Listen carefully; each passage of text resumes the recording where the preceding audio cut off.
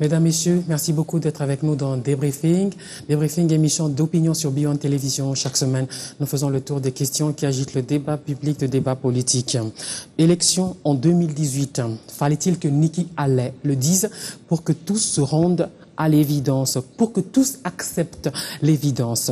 L'accord du 31 décembre est-il caduc?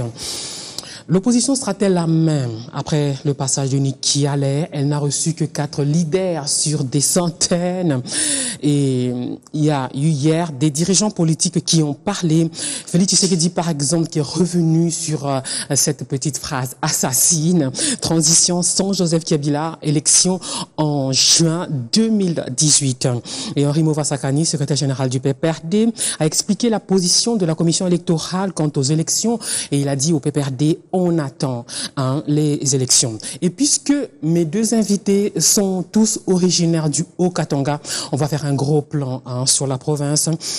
Quand on regarde les modes de gouvernance de Katumbi et de Kazembe, quelles sont les différences? Est-ce qu'il n'y a pas un peu trop de médias et un peu de terrain? Est-ce que depuis l'avènement de Célestin Pandé Kapopo, la pauvreté a reculé? Par exemple, je suis avec John Kolela, il est de l'UDPS, député national élu de Likasi. Likasi, c'est une ville située à 120 km de Lubumbashi, capitale du Haut-Katanga. John Kolela, bonsoir. Bonsoir, Mamina. Rodrigue Katoulou est avec nous également. C'est sa première fois dans Débriefing. Porte-parole du gouverneur Célestin Pandé Kapopo. Mais on a déjà eu un rendez-vous manqué. Rodrigue Katoulou, bonsoir. Bonsoir, Mamina. Bonsoir à tous les amis qui nous suivent. Merci à tous les deux d'avoir répondu gentiment à l'invitation de Débriefing. Ce que Nikki Haley a dit à ce sujet, 2018, fallait-il qu'elle le dise pour que tous l'acceptent? Et dire que parce que Nikki a parlé, non. Je pense que la plupart des gens semblent oublier.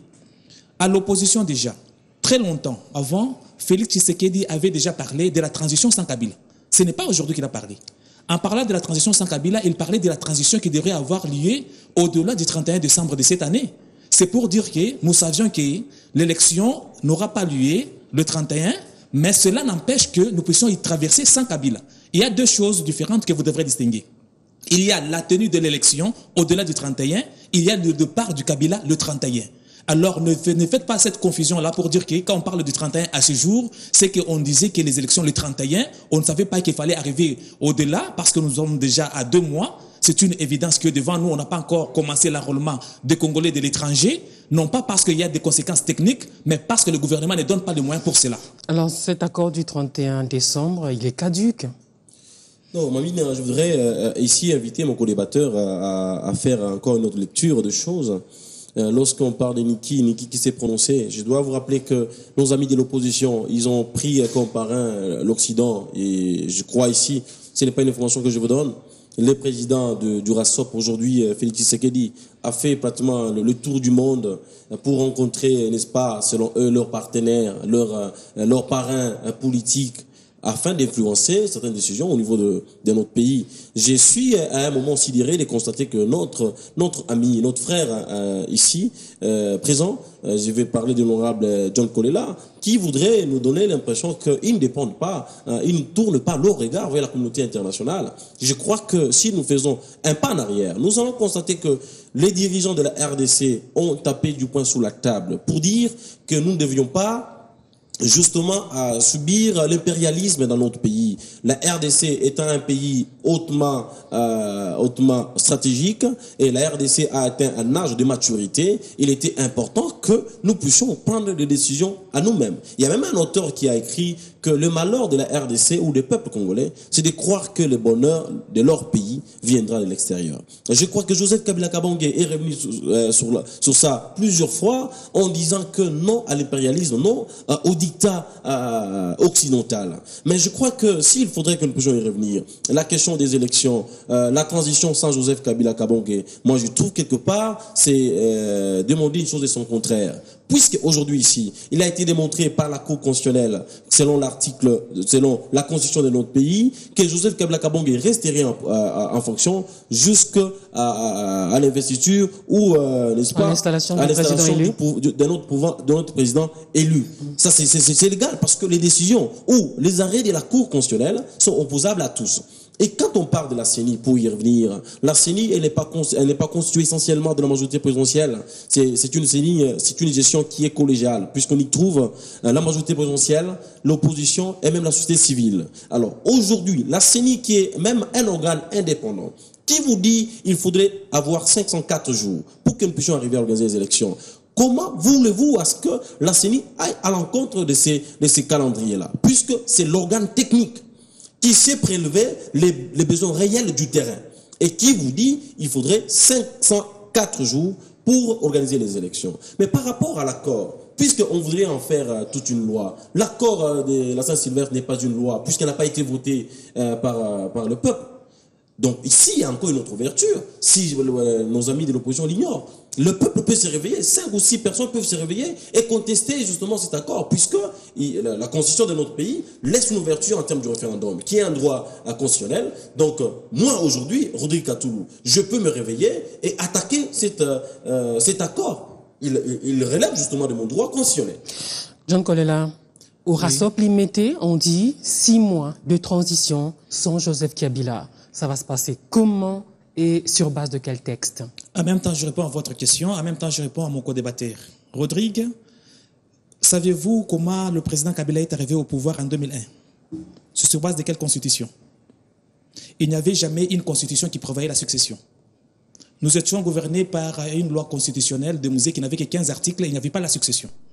Voilà l'origine de l'impérialisme. C'est Louis Michel qui est le créateur de Joseph étant que président. Voilà l'impérialiste, que vous nous recommandez aujourd'hui que nous sommes des impérialistes. Non, l'impérialisme a commencé par là. Comment Joseph Kabila a succédé à Musée? Sur base de quelle loi? À l'époque, n'étions-nous pas dans une sorte d'état d'urgence? Non, pas du tout. C'est l'impérialisme.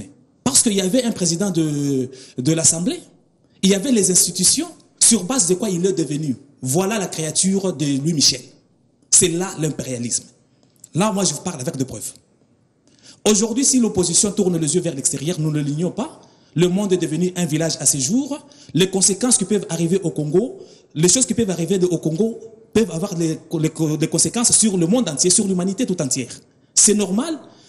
La combinaison des efforts de l'extérieur comme de l'intérieur pour faire progresser la démocratie, je ne vois pas d'inconvénient, je m'en félicite. Il faut dire que l'opposition attendait beaucoup de ce voyage de Niki Halé à Kinshasa, non, pas du tout, pour faire pression sur Joseph Kabila. Et on a semblé comprendre, je reprends un titre d'un journal belge, Niki Halé souffle le chaud et le froid. Et l'opposition a été déçue. Non, pas du tout. Niki a dit tout ce que l'opposition attendait de la communauté internationale. La transition ne peut pas dépasser l'année 2018. Nous l'avions dit il y a plusieurs années, ici. Il y a déjà plusieurs mois. Félix, son premier discours par rapport à la transition sans Kabila n'a pas commencé après le départ de Niki. C'est avant que Niki n'arrive que nous avions dit ça. Et tout ce que Niki a dit, c'est tout ce que nous cherchions. C'est pour dire que nous ne sommes pas dessus. Donc la communauté internationale a compris les cris de l'opposition et du peuple congolais. Comment ça va se passer, cette transition de 6 mois? Comment ça va se passer? J'en arrive. Il a parlé de la Constitution pour dire que le chef de l'État va partir après investiture du nouveau qui va venir. Mais il oublie de vous dire que la Constitution a dit que le nouveau va venir quand? Le nouveau va venir 90 jours avant la fin du mandat du chef de l'État. C'est ce nouveau-là qui devrait venir faire cette remise reprise. Ce n'est pas le nouveau qui viendra après 504 jours. Parlons de 504 jours dont vous parlez aujourd'hui. Aujourd'hui, on termine l'enrôlement en janvier, selon les prévisions de la CENI. On prend 504 jours, Monsieur Rodrigue, je pense que votre nom, ce sont les gens qui sont intelligents, mais prouvez-les devant les téléspectateurs. Après 504 jours, nous n'aurons pas de nouveaux majeurs. On fait quoi avec les nouveaux majeurs qui vont venir après les 504 jours? Et la diaspora? C'est ça, j'en arrive. Parce qu'on dit qu'on va terminer au mois de janvier. La diaspora, on n'a pas encore commencé, comme si à la diaspora, il y avait aussi les Kamwenasta pour qui les attaquaient là-bas pour les empêcher de les enrôler. Nous attendons pourquoi personne ne vous en parle. Et après les 504 jours, dites-nous ce que vous allez faire de ces nouveaux majeurs qui seront majeurs à partir de 2018 jusqu'à 2019, au moment où vous allez présenter les élections. Vous comprenez que nous allons faire un cercle vicieux. Nous sommes des personnes avisées. Nous disons que l'équipe qui a échoué, nous avons le droit de les remplacer. Monsieur Kabila est en train d'installer une hégémonie et si nous ne prenons pas garde pour les stopper, nous risquons de vivre les années sombres. Voilà pourquoi nous devons nous ériger, moi et vous étant que jeunes, pour sauver cette démocratie, parce qu'au jour d'aujourd'hui, la République est devenue orpheline de la démocratie. Je reviens sur ma question. Comment ça se passe par rapport à 6 mois? C'est comme on l'a fait. Nous pouvons encore discuter entre nous, parce que nous sommes les citoyens de la République. Quand Moïse est parti, Joseph a pris le pouvoir, il n'y avait pas de loi comme je vous ai dit. Nous pouvons discuter pour trouver un président consensuel. Ça veut dire un autre dialogue. Oh, vous pouvez donner le nom que vous voulez, ça peut être appelé un autre dialogue. Un dialogue qui n'a rien à voir avec Kabila. Ni prénom, ni sujet de discussion, non. Lui est déjà disqualifié, il est déjà sénateur à vie.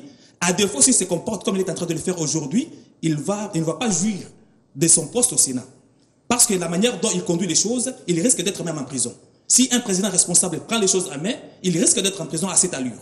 Alors voilà pourquoi nous disons que, monsieur le président, vous avez fait 17 ans de gestion, vous nous avez démontré de quoi vous êtes capable et de quoi vous êtes incapable. Okay. Rodrigue Katoulou. Merci Mamina. Je crois que nos amis qui nous suivent sont en train de constater effectivement que notre ami John Kolela déverse plutôt dans l'agitation que dans les fonds, même des questions qui sont abordées ici, puisque vous comprendrez avec moi que la CENI est une structure ou est un organe technique.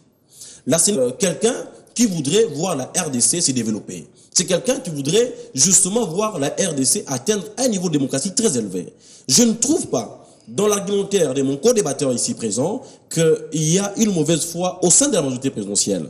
Puisque, à ce stade ici, il faut constater avec moi que les gouvernements ont mis des moyens à la CENI pour enclencher les processus d'enrôlement. Lesquels processus d'enrôlement, nous n'avons pas vu nos amis de l'opposition sensibiliser la base, puisqu'avant d'organiser les élections, il faudrait enrôler le peuple, la population, qui doit justement vous voter. Nous avons vu nos amis être chacun dans son coin en train de prendre du champagne au lieu de sensibiliser la base. Parce que la crainte ici, c'est laquelle? Ils sont sûrs qu'aujourd'hui, s'il y a élection, ils ne vont pas gagner.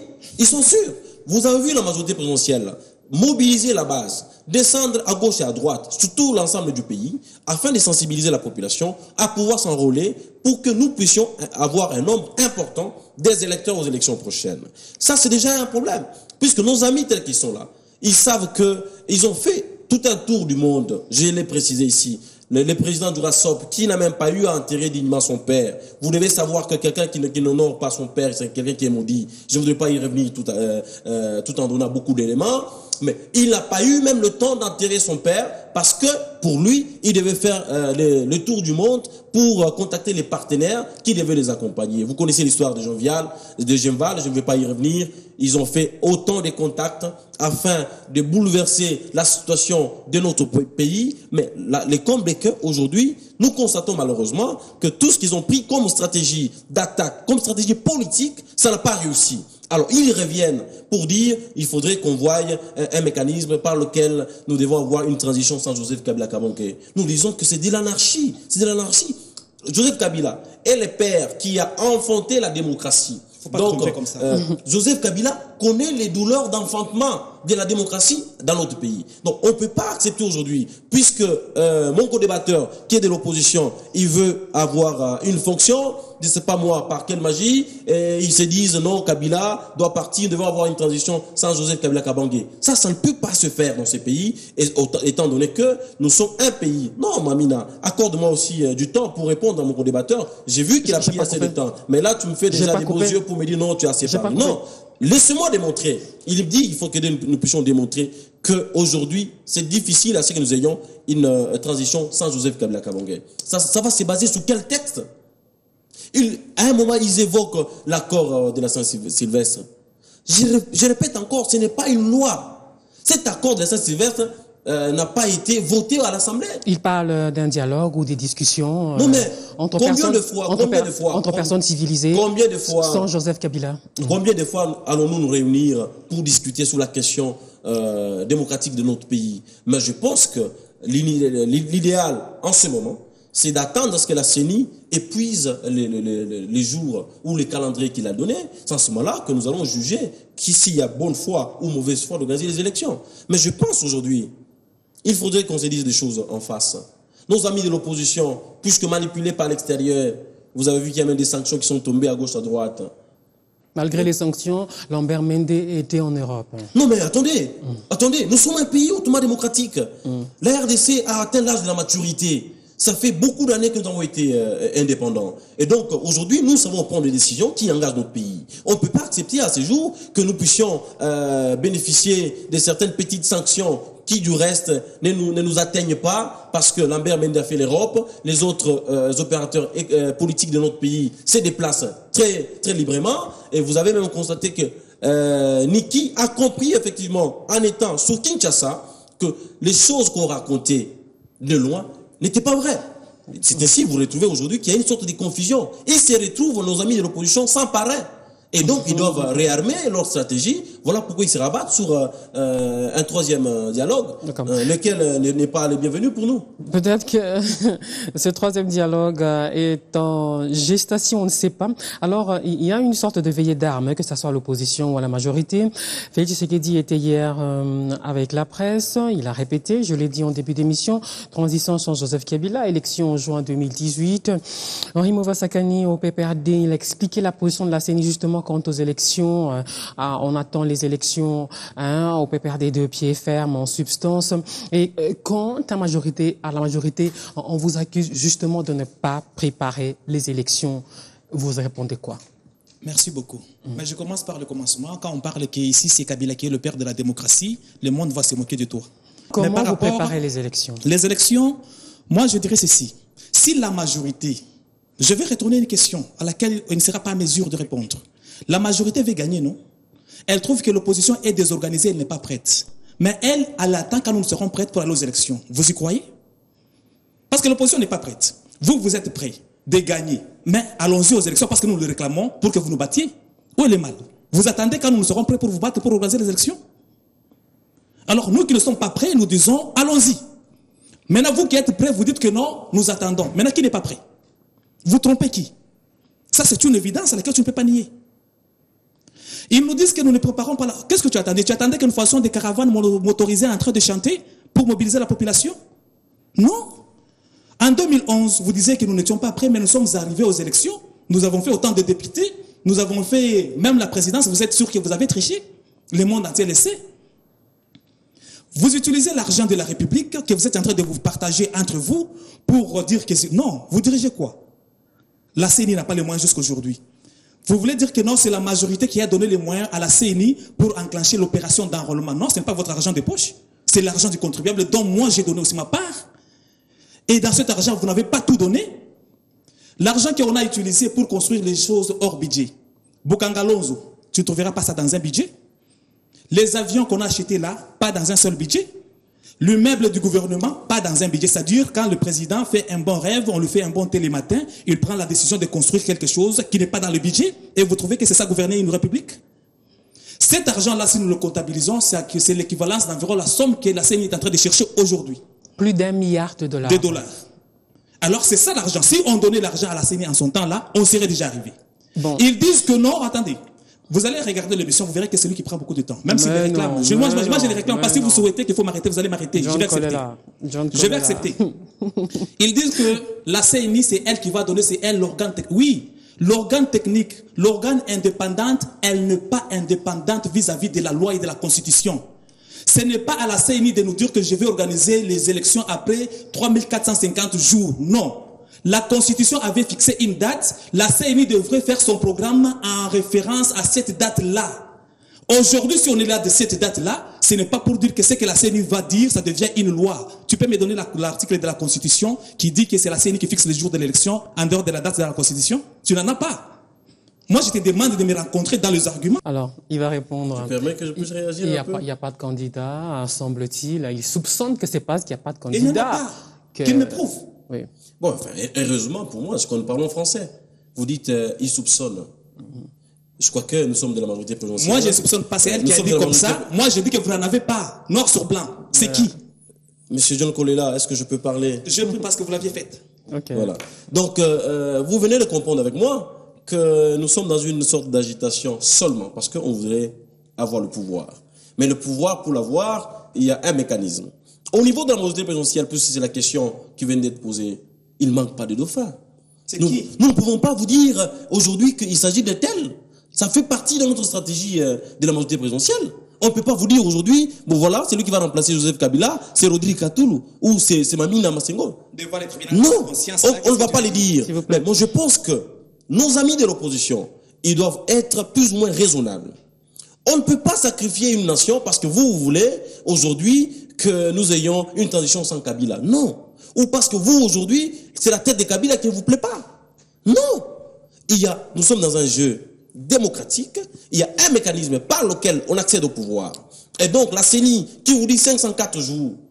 Mais madame, je suis vraiment perplexe de constater que nos amis, à un moment, ils volent au-dessus.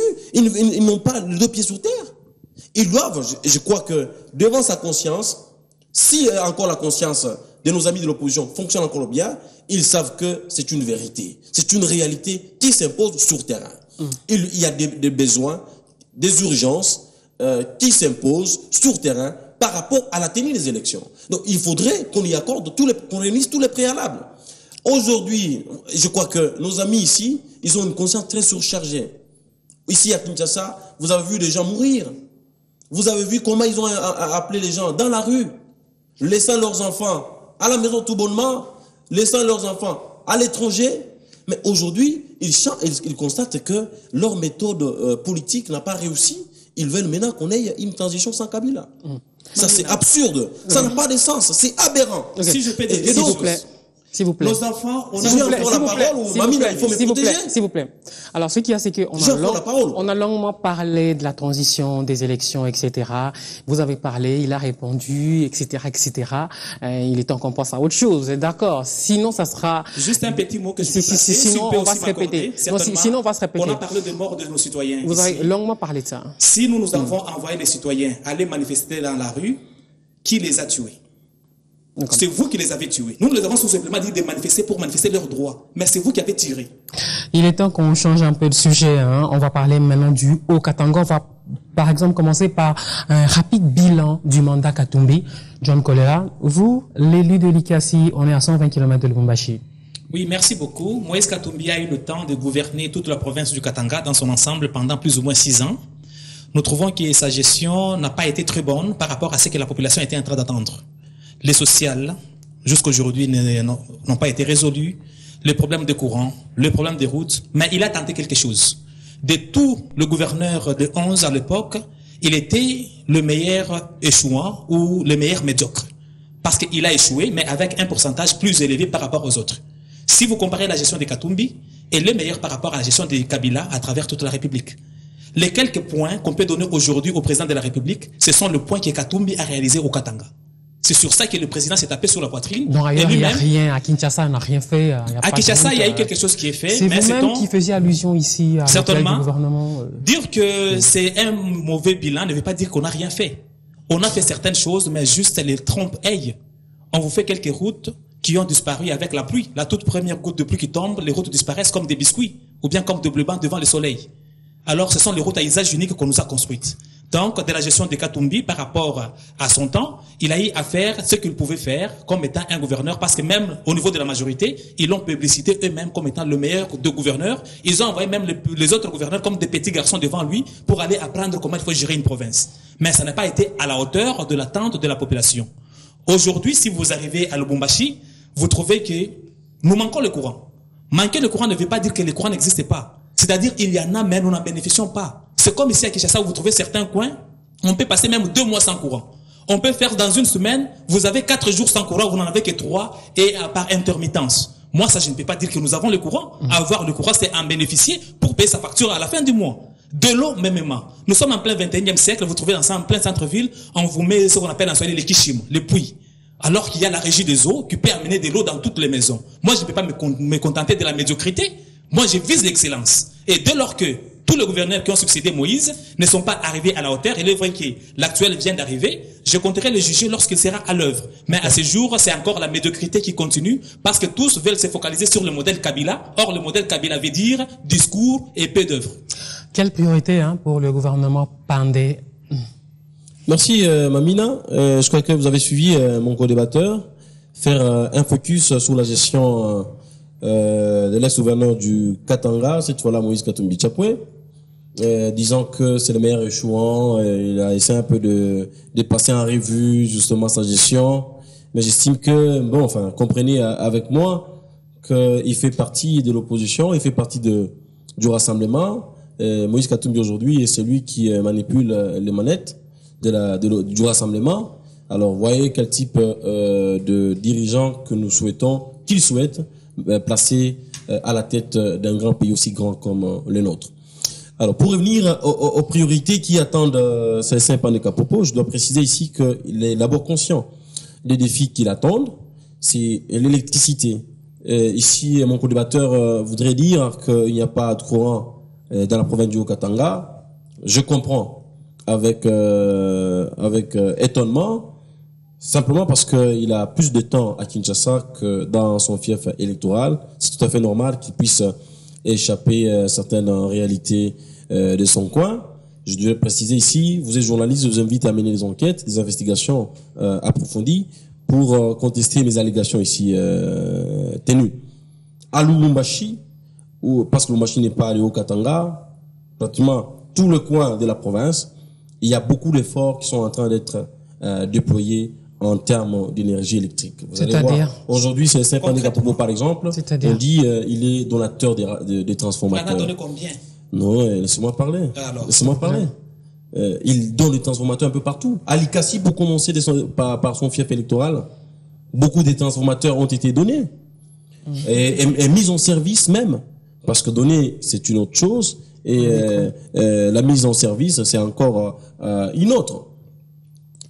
Dans le secteur de la santé, autant des centres de santé sont construits sur les grandes concentrations pratiquement périphériques pour permettre à cette population d'avoir accès libre justement aux soins de santé. Je vais vous parler de routes, puisqu'il voudrait ici que je démontre en quoi la gestion de Célestin Pandeka-Popo est une gestion axée sur les résultats. Je vous donne le cas de la route Sakanya jusqu'au Kasumbalesa. Au moment où je vous parle, nous avons été à Mokambo.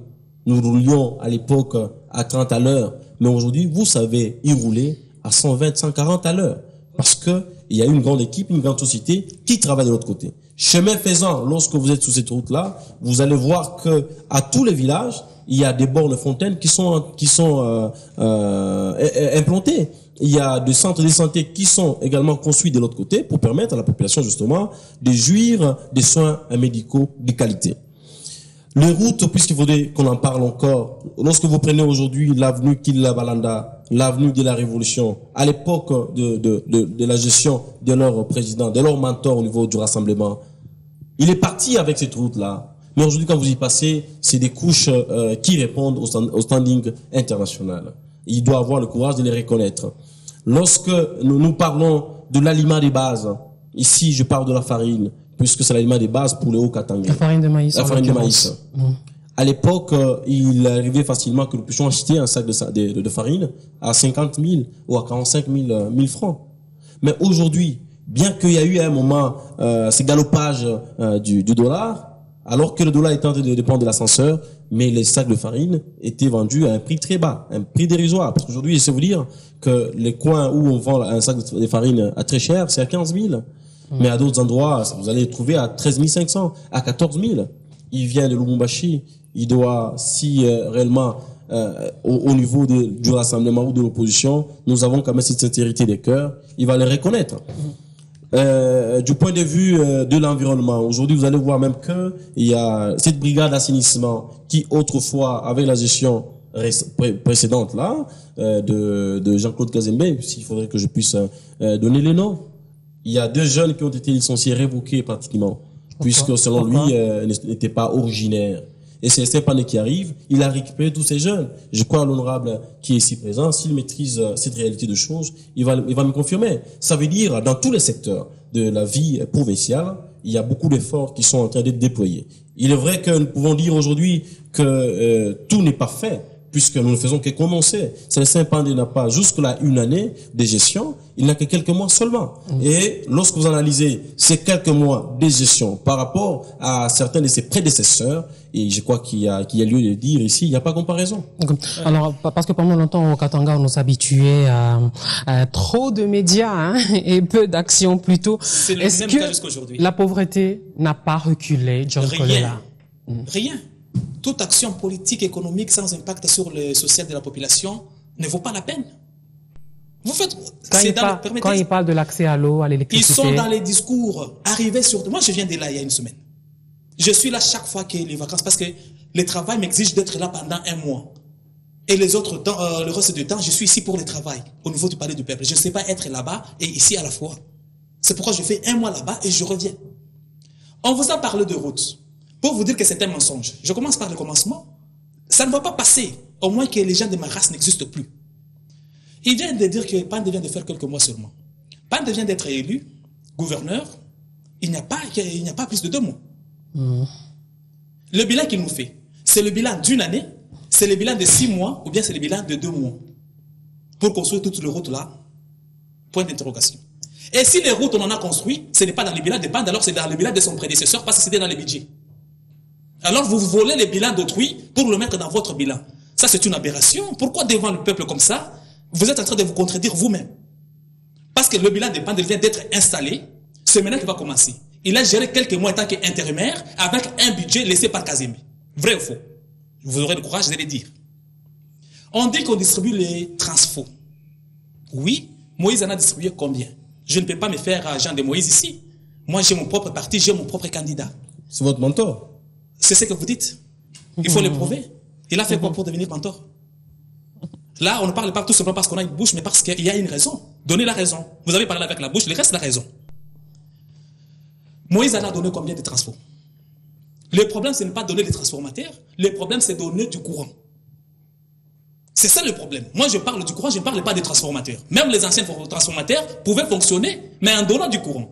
Dès lors qu'il y a des délestages comme dans une ville comme Likasi, où on n'avait jamais connu de délestage aujourd'hui, c'est qu'il y a un problème. De combien avez-vous résolu comme problème de chômage? Le 2 que vous avez récupéré parce qu'on les a licenciés à cause du chômage, c'est ça votre bilan? Vous devrez avoir honte de le dire. À part le 2, vous avez fait quoi? Les routes, ce sont les routes à usage unique. Je le répète, aujourd'hui à Likasi, toutes les routes, quoique c'est Moïse qui les a construites, même les terrains de stade, c'est Moïse qui a laissé même les gazons qu'on devrait mettre. Mais quand on y met, le gouverneur vient chanter. Mais si vous faisiez le travail, vous devrez avoir honte. Tout le travail là que vous êtes en train d'inaugurer, là, vous devrez laisser ça au chef d'avenue. C'est parce que vous n'avez rien à faire que vous êtes là pour l'inaugurer. C'est une preuve que vous ne faites rien. Alors, moi, je ne mérite pas que tu mettes les gouverneurs dans l'embarras avec les discours. Moi, je te dis, tu devrais répondre à la question que non, le gouverneur vient d'arriver, laissez-le travailler 1 année, vous verrez les résultats. C'était une réponse humble. Alors. Mamila Massengo, tu viens de suivre notre ami John Kolela. Je crois qu'il y a beaucoup de contradictions dans ses propos. Nos amis qui nous suivent l'ont constaté, parce que cela est dû au fait qu'ils ne maîtrisent pas la réalité de la province. Je les répète, ils passent beaucoup de temps à Kinshasa, en train de manger la chikwang du Thompson. C'est dans mon pays au moins. Justement, oui. Il ne maîtrise pas les réalités de la province. Il a parlé de mais donnez-nous le preuve. Il a dit les hôpitaux. Combien on a construit? Combien, si vous m'aidez à poser les questions. Combien d'hôpitaux on a construit? Combien de kilomètres de routes? Et tu nous dis tout ça. Il ne faut pas dire des fontaines. Des fontaines, c'est combien? Je peux parler? S'il vous plaît. Je peux parler? Il y répond. Lorsque il nous dit que rien n'a été fait. C'est pas ce que j'ai dit. Mais au moins, il a le courage de citer quelques actions. Allez-y comprendre qu'il y a une contradiction. Je suis honnête. Et ça prouve à suffisance. Ça prouve à suffisance que nos amis de l'opposition, puisque eux, ils sont habitués à voir tout en noir. Ils sont habitués à voir tout en noir. Ça pose un problème. Ça dit aujourd'hui, même si on arrivait à changer l'eau en vin, ils vont pas accepter. C'est des gens qui sont prêts à nier. Vous êtes habillés en blanc. Ils peuvent vous dire, ils sont en mesure de vous dire que non, ce que vous avez porté, c'est le noir. Par rapport à l'emploi. Par rapport à l'emploi, je dois vous préciser. Lorsque nous sommes arrivés, lorsque Célestin Pandé est arrivé comme gouverneur, d'abord intérimaire, quelles sont les difficultés qu'il a trouvées en termes d'emploi? C'était décrit partout. À la brigade d'assainissement, par exemple, il y a beaucoup de gens qui ont été envoyés dans la rue parce que selon le gouverneur, l'ex-gouverneur Jean-Claude Kazembe, ces gens-là n'appartenaient pas à la province du Haut-Katanga. Dans l'administration publique, lorsque je parle de l'administration publique, je vois par exemple la DRH4, la direction des recettes du Haut-Katanga. Beaucoup de gens se sont retrouvés dans la rue. Bref, même au niveau du gouvernorat de province, beaucoup de gens se sont retrouvés dans la rue. C'est des familles. Arriver à résoudre le problème d'emploi ne plus que pour 10 personnes, c'est déjà une solution. Apporter apporter à ces 10 personnes, puisque derrière ces personnes-là, il y a autant qui dépendent de ces personnes-là. Donc je veux dire ici que lorsqu'on analyse la gestion de Pandé, on comprend qu'il y a de la volonté. Puisque dans tous les secteurs de la vie provinciale, on sent qu'il y a des efforts qui sont déployés. Et j'ai parié en disant que si nous accordons assez de temps à ces gouverneurs, la province du Haut-Katanga va récupérer sa place stratégique. Parce que je dois vous rappeler que la province du Haut-Katanga était en train de faire une descente aux enfers avec la gestion précédente. Mais aujourd'hui, heureusement, les Hauts-Katangais viennent d'avoir celui qu'il fallait pour sauver le meuble. Parce qu'il y avait péril dans la demeure. Et c'est le saint qui arrive. Il commence à porter un peu de sourire aux lèvres de tous les Hauts-Katangais qui nous suivent en ce moment. Alors, on va parler de Félix Tshisekedi qui était dernièrement à Lubumbashi, justement. Il nous reste combien de minutes, là 7 minutes. Alors, l'épisode accrochage avec la police, qui est responsable d'après vous? Je crois que c'est une bonne question. Je crois que à Lubumbashi, j'en ai expliqué longuement à la presse.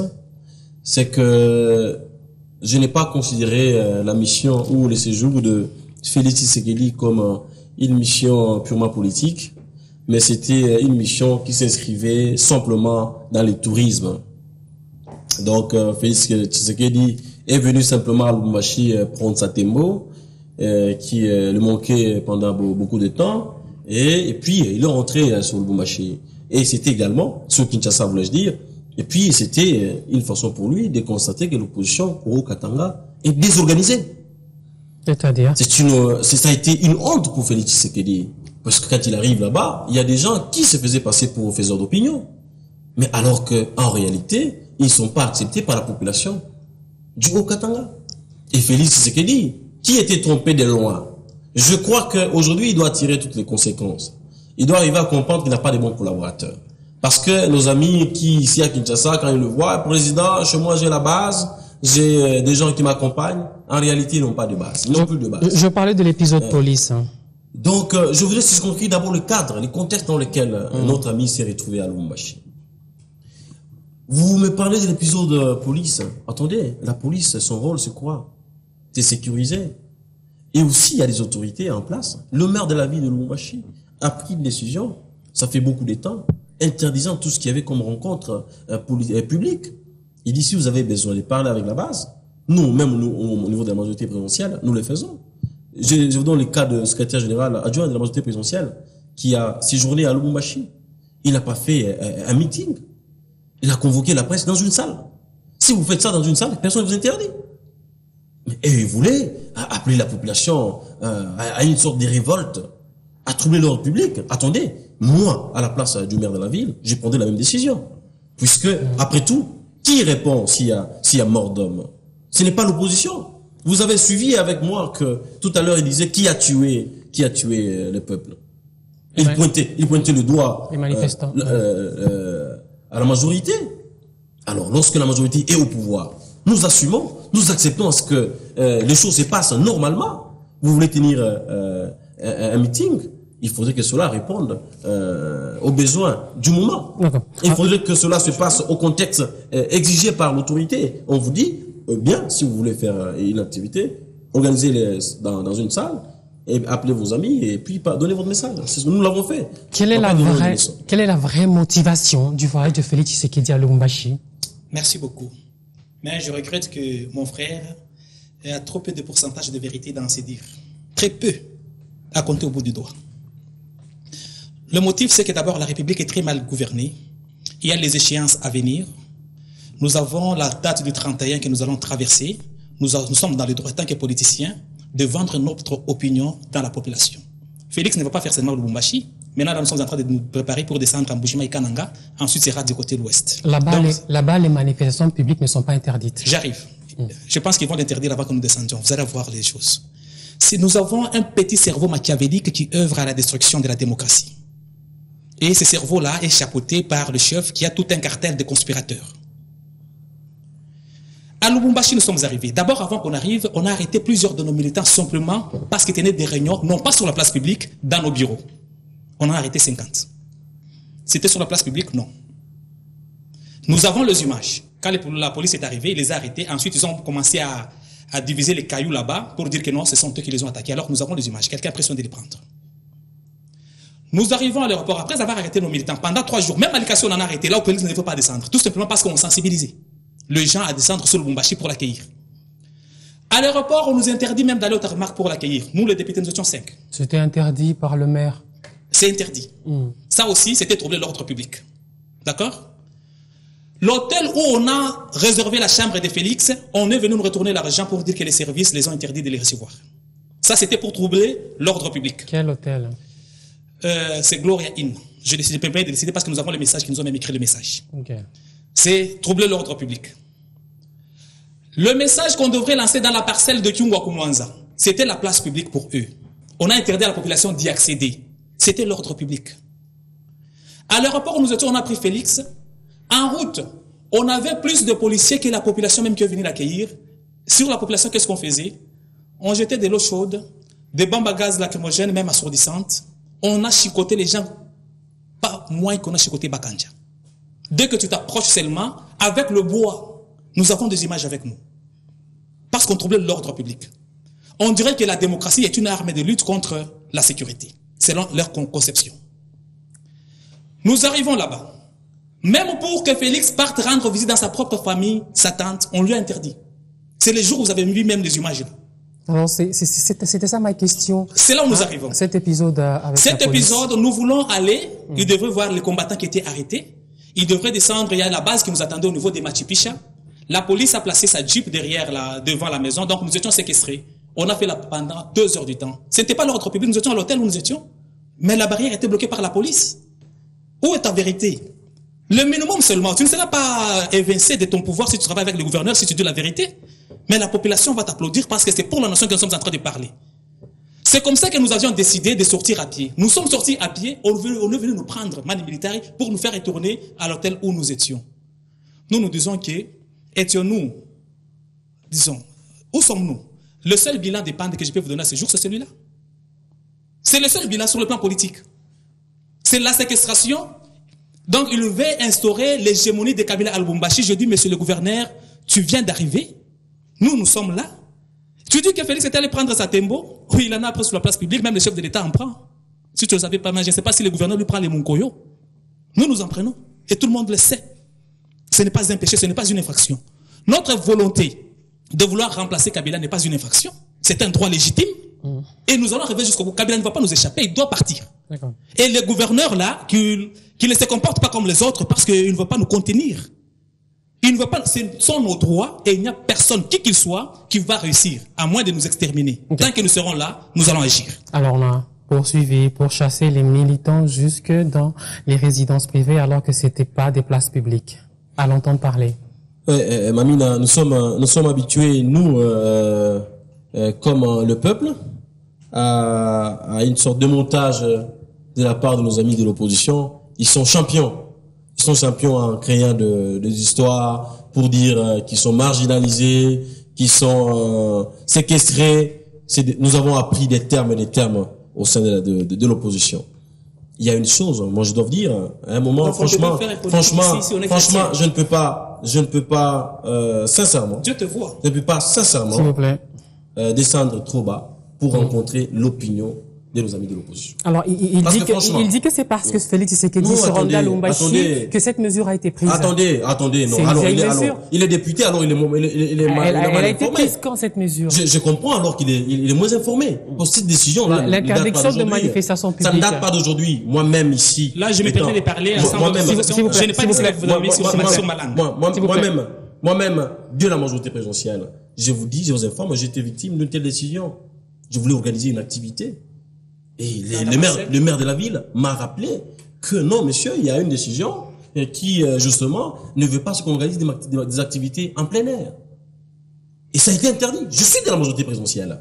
Alors, il ne faut pas raconter un tel mensonge pour dire cette décision a été prise alors qu'on a appris simplement l'arrivée de Tshisekedi. D'abord, je dois vous dire que l'arrivée de Tshisekedi, c'est un non-événement à Lubumbashi. C'est un non-événement. Je ne peux même pas me permettre. C'est comme ça que vous trompez le chef de l'État pour faire confiance. Je ne peux même pas me permettre de dire que c'est un événement. puisque la population du Haut-Katanga, aujourd'hui, elle comprend qu'elle n'a plus droit à la distraction. Elle doit se remettre au travail afin de construire la province. Mais comment il y a 50 arrêtés? Il y a 50 arrêtés. Nos C'est un amis, quand mensonge. ils viennent, S'il vous plaît. nos amis, quand ils viennent, ils arrivent là-bas, ils ont constaté effectivement que Félix descendait. Moi, j'étais à l'aéroport, j'accompagnais quelqu'un qui allait à Kinshasa. Je l'ai vu. Pendant qu'il passait, aucune personne ne s'est intéressée à lui. L'aura qu'avait son père, ce n'est pas l'aura que lui a aujourd'hui. Nous devons arriver. C'est le fils de son non, père. Non, attendez, un fils du père qui n'a pas honoré le père. Allez-y comprendre quelque chose. Je dois vous dire, l'aura qu'avait Félix Tshisekedi pensait que puisque son père avait un aura et qu'il devait en jouir aussi. Ce n'est pas le cas. Il vient d'être humilié à Lubumbashi par cette bande d'aventuriers de l'opposition de Lubumbashi. Et il a compris. Je crois que prochainement, il ne fera pas une telle bêtise. Moi, j'aimerais dire ceci. On a terminé. Vous avez dit que... Je peux parler? Vous avez dit que Félix, la population a compris. Qu'est-ce qu'est venu faire toute la police? Parce que les images sont là. Moi, je ne parle pas les choses en vain. Toute la police, tout l'arsenal militaire qui était à l'aéroport, c'était pourquoi? Vous avez dit que les manifestations sur les places publiques sont interdites. Les images que vous, Mamina, vous avez, nous étions sur la place publique ou bien nous étions sur l'avenue en train de partir. Pourquoi les simples citoyens, en train de partir sur la route, les policiers viennent les étouffer? Pourquoi? Donc, il était interdit, il y a une décision que votre gouverneur a pris interdisant aux gens de circuler sur la route. Vous comprenez que ce n'est pas le gouverneur qui a interdit la manifestation. Ce n'est pas le gouverneur qui a interdit la manifestation. Il a restreint quelque chose. Il faudrait qu'on définisse bien les choses. C'est le maire de la ville qui a interdit. Permettez. Alors, néanmoins, dites-moi que vous êtes mal informé. Permettez. Tu peux utiliser ces termes-là pour tenter de te couvrir, mais je dis que c'est le gouverneur qui est le chef numéro 1 de la province. Ce que les maires font, ils le font ensemble, c'est une équipe dirigeante. Je parle de l'équipe qui dirige. Donc, il était interdit pour nous de sortir de l'hôtel. Il était interdit pour nous de faire les meetings dans la parcelle de Kyungu, qui n'est pas un lieu ouvert. C'était fermé. C'est dans notre propre parcelle. Il était interdit pour nous de faire le meeting dans notre permanence de la Machu Picchu. C'était un lieu pour vous ouvert. Comment justifiez-vous l'arrestation des 50? Ils étaient où? Vous voyez que vous n'avez même plus de réponse. Donc, vous comprenez que votre mensonge a ses limites. Non, ne répondez pas. Moi, non, je ne te pose pas la question pour répondre, c'était pour votre propre conscience. Donc, voilà la vérité. La population du Katanga vous a suivi, je pense que elle va vous côté. Petite conclusion et c'est fini.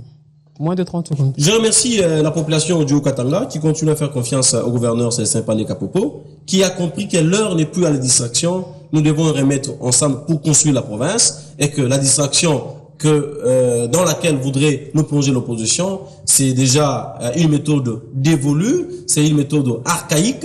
La population a pris ses responsabilités. C'est une attitude que je salue dignement et je félicite la population à adopter la même attitude. Merci beaucoup. Rodrigue Atoulou était avec nous. Il est porte-parole du gouverneur du Haut-Katanga, Célestin Pandé-Kapopo. John Kolela, député national de l'UDPS, élu de Likasi. Likasi, nous sommes à 120 km de Lubumbashi, dans l'ex-Katanga, c'est au Katanga également. Merci à vous de nous avoir suivis de partout dans le monde. Le prochain débriefing, c'est la semaine prochaine, mais on va pas se quitter sans le selfie. Je suis sur cette caméra. Là. Je vais aller vers mes invités. Oups! Je me suis pris les pieds dans la robe. Alors, un peu de bonne humeur. Vous allez vous serrer la main après l'émission, j'espère. Il n'y a pas de souci, on est habitué à cet exercice. Alors, c'est bon, Lindel? Oups. Merci.